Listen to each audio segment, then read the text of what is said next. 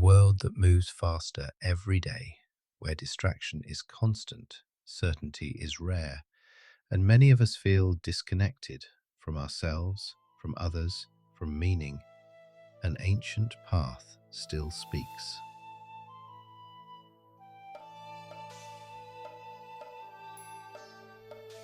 Over 2,500 years ago, the Buddha offered a way of living that does not rely on belief, ideology, or blind faith, but on direct experience.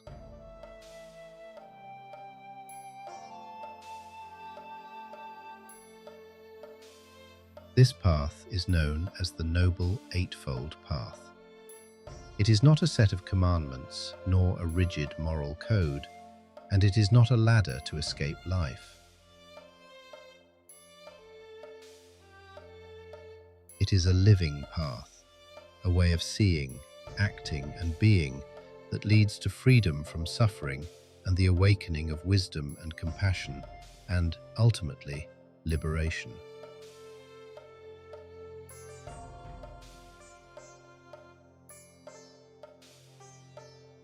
In this documentary, we will explore the Eightfold Path through the lens of Vajrayana Buddhism and discover how this ancient teaching remains profoundly relevant in modern life. The Eightfold Path is often misunderstood. It is not 8 steps to be completed one after another. It is more like 8 aspects of a single life, all supporting one another. In Buddhist iconography, it is symbolized by the wheel of Dharma, with 8 spokes moving together.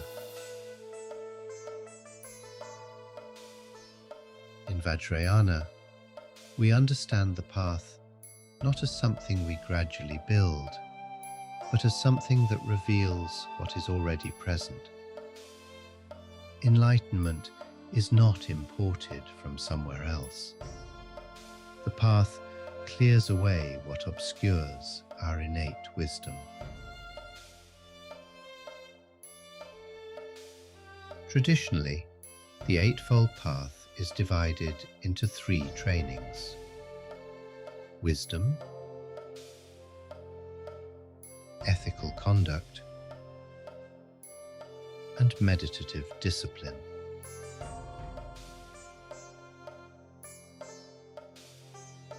We will explore each of the 8 factors in depth and see how they function in everyday life.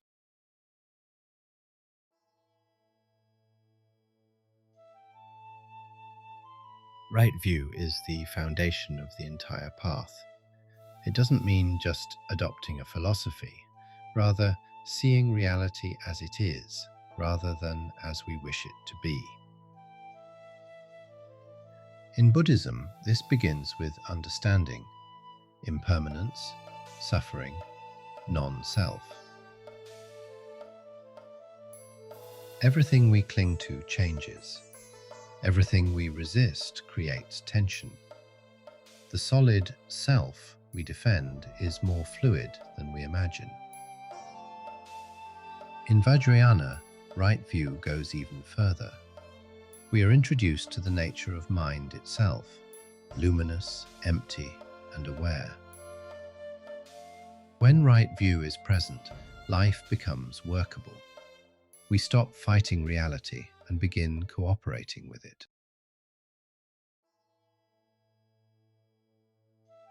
Right intention asks a simple question: why do we do what we do?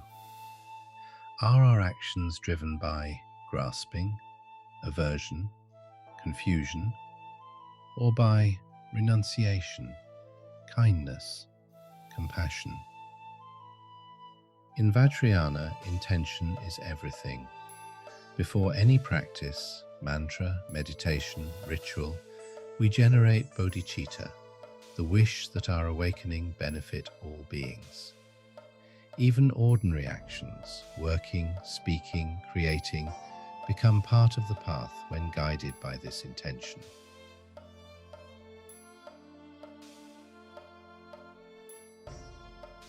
Speech is powerful. Words can heal or harm, connect or divide. Right speech means speaking truthfully, speaking kindly, speaking at the right time, knowing when to remain silent. In modern life, this extends to emails, comments, and social media. Vajrayana practice emphasizes awareness before speech. We learn to pause, to feel the impulse, and to choose consciously.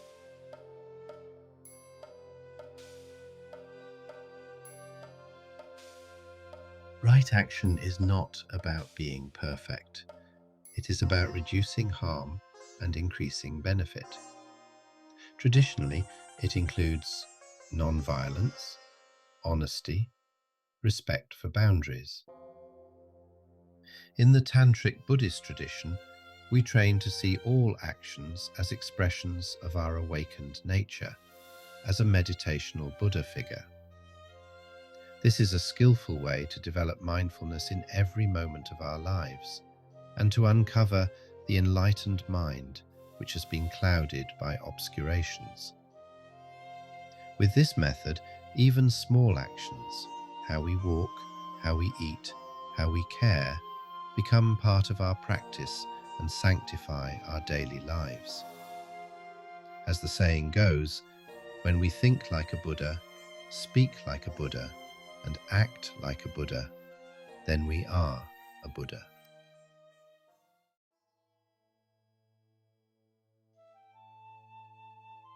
Right livelihood asks us to examine how we sustain our lives. Are we doing the best we can to sustain ourselves ethically?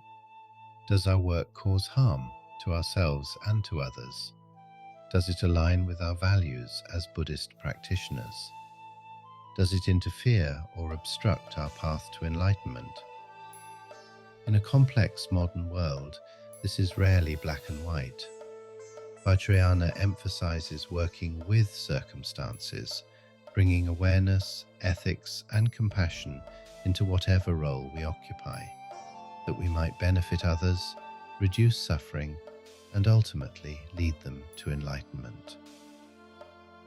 There are many saints of old, for example, who worked in less than salubrious places, doing jobs that others found distasteful or even scandalous at the time. Publicans, butchers, gamblers, and even courtesans. They used their occupations to show that mindfulness is possible anywhere, and that the important thing is not what you do, but the intention behind it. If you are benefiting others with the Buddhist Mahayana view, then no occupation should be considered low or outcast.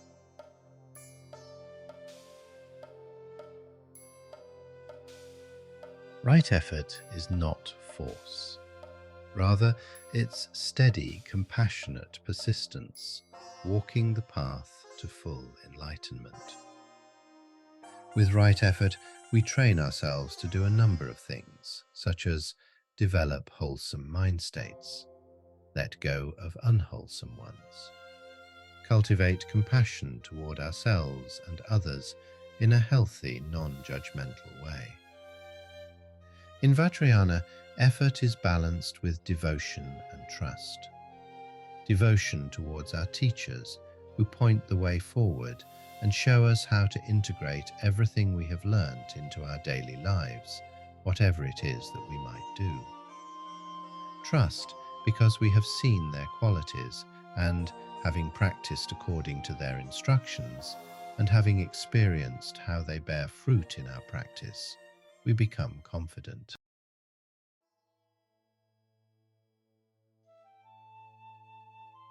Right mindfulness is a critical part of the Eightfold Path. In one sense, it's all about remembering the body, remembering the breath, remembering awareness itself. However, it's also more than this when we look more deeply. It's about present moment, non-judgmental awareness of the body, feelings, mind, and mental objects, applied with discipline and clear comprehension to understand suffering and achieve liberation. This is distinct from ordinary attention and different to secular mindfulness taught by self-improvement coaches to corporate executives, because it does not merely have goals like self-improvement at its heart.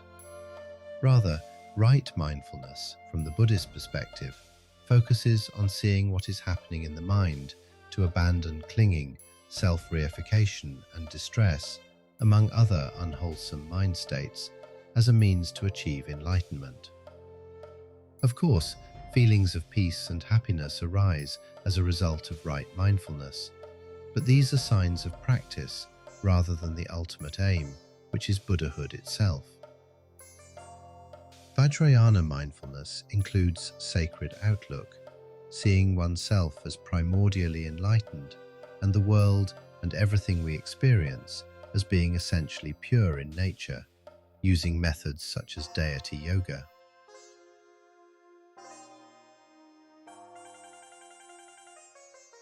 Right concentration stabilizes the mind.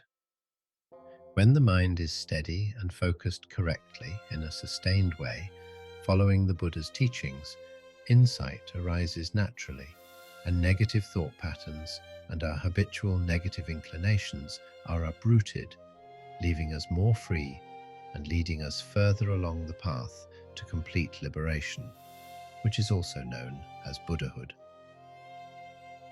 In Vajrayana, concentration is supported in many ways, from watching the breath, common to all Buddhist traditions, to more skillful and esoteric methods, such as visualization of oneself as a meditational enlightened deity, the recitation of mantras, sacred rituals, and so forth, all of which lead to direct recognition of mind's nature with diligence and right effort.